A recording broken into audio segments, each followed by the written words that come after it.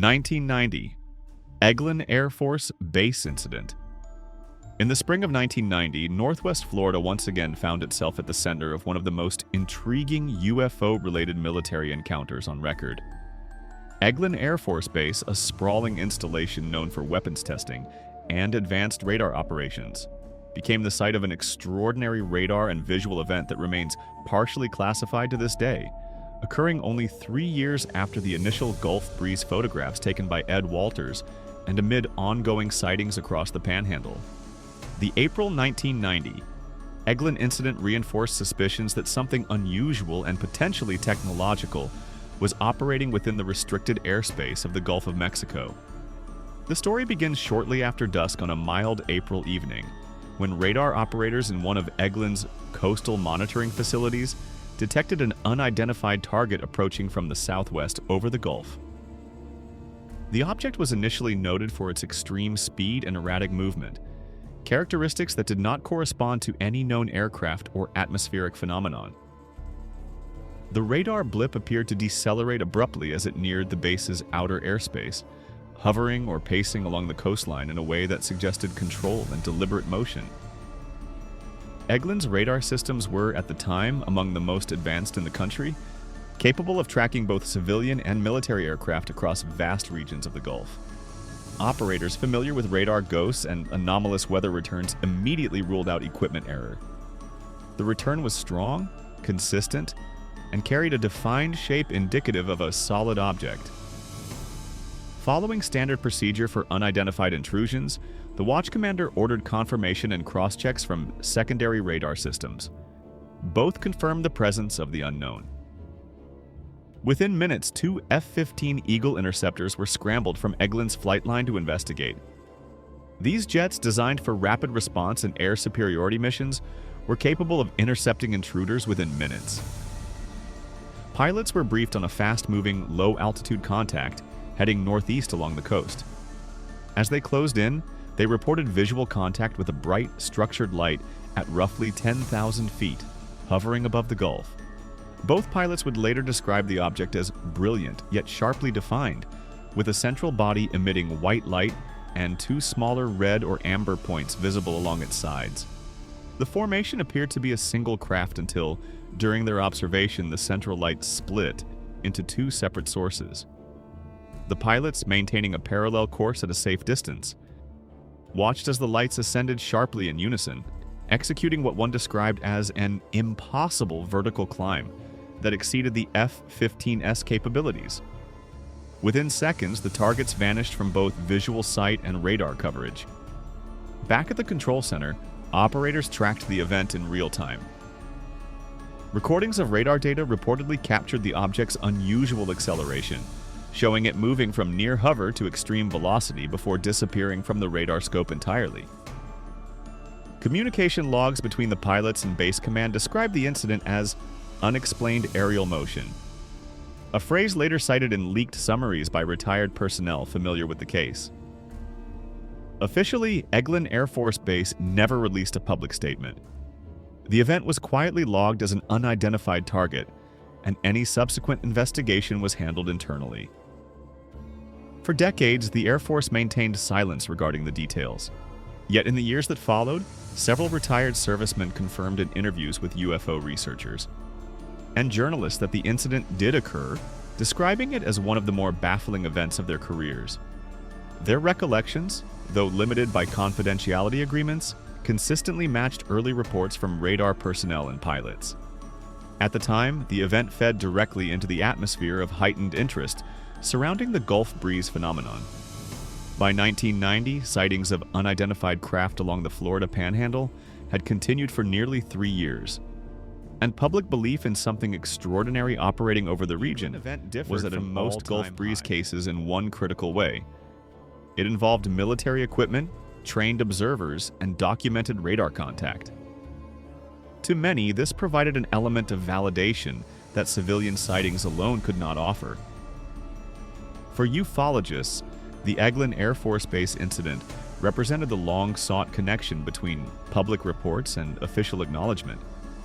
It demonstrated that the USA military, despite its official policy of non-engagement, with unidentified flying objects since the termination of Project Blue Book in 1969, continued to encounter and occasionally pursue unidentified aerial intrusions over sensitive installations.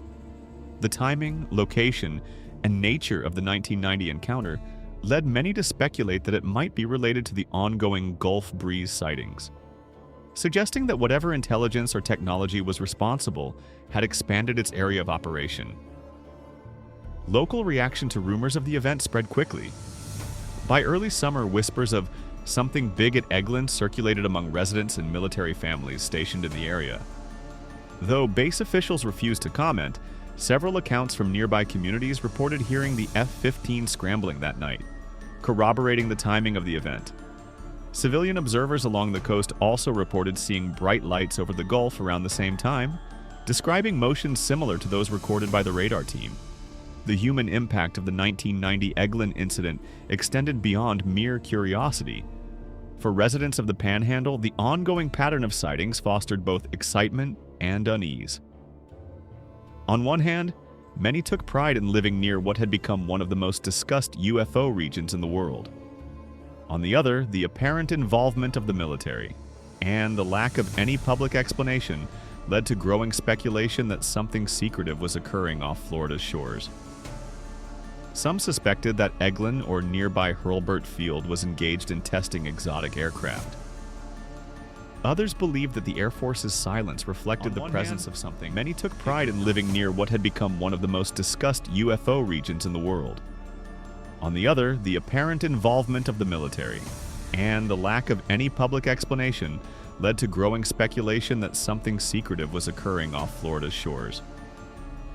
Some suspected that Eglin or nearby Hurlburt Field was engaged in testing exotic aircraft. Others believed that the Air Force's silence reflected the presence of something it could not control or explain. Within military and aviation circles, the incident contributed to a quiet acknowledgement that not all aerial phenomena could be easily categorized. Several former pilots stationed at Eglin in the late 1980s and early 1990s later recounted experiences with unidentifieds during night training flights over the Gulf, describing lights that moved unpredictably or vanished instantaneously from view. These accounts, while anecdotal, reinforce the notion that the 1990 encounter was not an isolated occurrence. From a research standpoint, the Eglin Air Force Base incident added to the growing list of radar visual cases events in which unidentified aerial objects were simultaneously tracked by radar and observed visually by credible witnesses.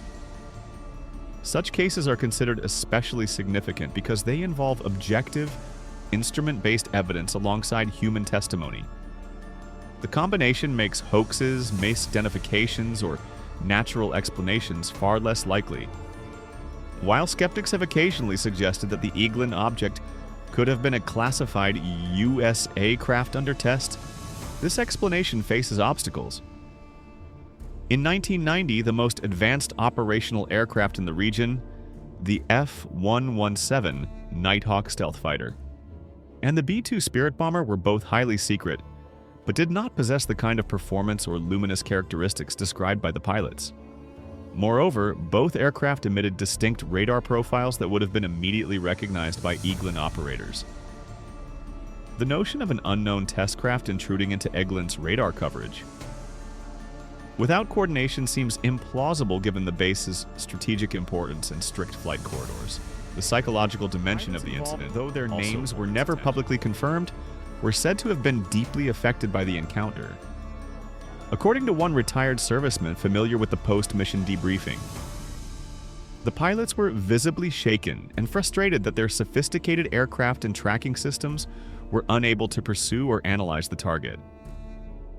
In an environment built on precision, control, and technological mastery, facing an object that defied both identification and interception challenged the very foundation of military certainty.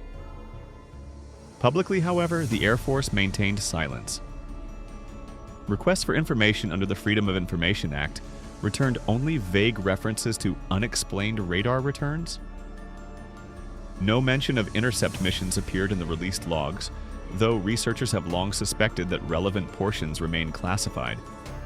The case became one of several Gulf Coast incidents quietly acknowledged but never officially explained, adding to a broader pattern of military encounters that continued into the 1990s and beyond. In later years, the Eglin event was often discussed in connection with reports of USA Navy encounters off the same coastline in the early 2000s and 2010s, including the now famous Tic Tac and Gimbal videos. The similarities were striking: glowing objects capable of extreme acceleration, silent flight, and radar visibility that occasionally defied conventional explanations.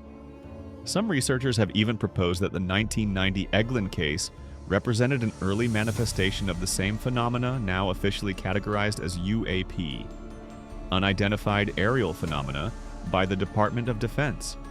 Culturally, the Eglin Air Force Base incident helped sustain public interest in the Gulf breeze wave, which by 1990 was beginning to lose media attention.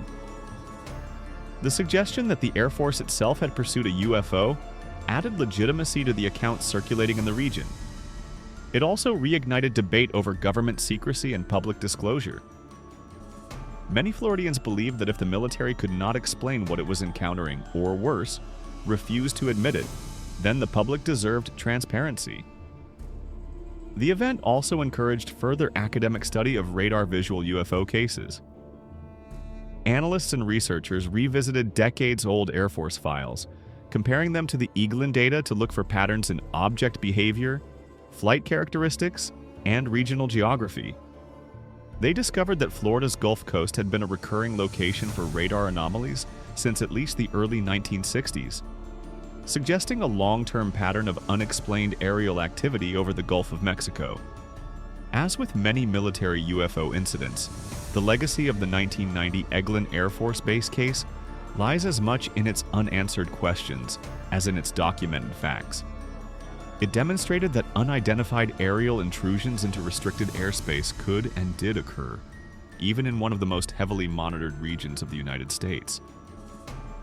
It also showed that, despite decades of official denial, such incidents continued to challenge the capabilities of modern radar and jet aircraft. For the public, the case reinforced the idea that the Gulf breeze and Panhandle sightings were not mere civilian fabrications, but part of a broader, possibly coordinated phenomenon. For the military, it served as a humbling reminder that advanced technology does not guarantee omniscience, that there remain forces or entities, natural or otherwise, capable of operating beyond the limits of human understanding. More than 3 decades later, the 1990 Eglin incident remains one of Florida's most significant and least explained UFO encounters. Its mixture of credible witnesses, instrument verification, and lasting secrecy ensures its place among the cornerstone cases of modern aerial mystery. Whether interpreted as an advanced human technology or a manifestation of something entirely unknown, the event stands as a testament to the persistence of the unexplained within even the most controlled environments.